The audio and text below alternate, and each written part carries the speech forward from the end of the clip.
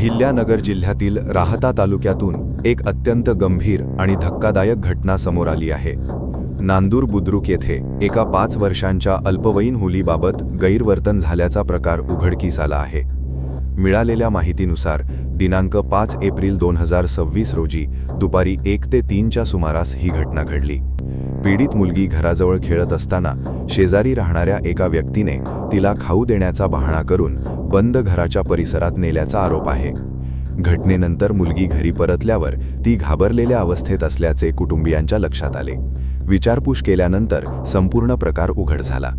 दरम्यान स्थानिकांनी दिलेल्या माहितीनुसार परिसरातील सीसीटीव्ही फुटेजमध्येही संशयित व्यक्ती मुलीसोबत जाताना दिसत असल्याचे समोर आले आहे। या प्रकरणी पीडितेच्या आईने श्रीरामपूर शहर पोलीस ठाण्यात तक्रार दाखल केली असून पोलिसांनी आरोपीविरुद्ध गुन्हा नोंद केला आहे। आरोपीला अटक करण्यात आली असून त्याला 6 दिवसांची पोलीस कोठडी सुनावण्यात आली आहे।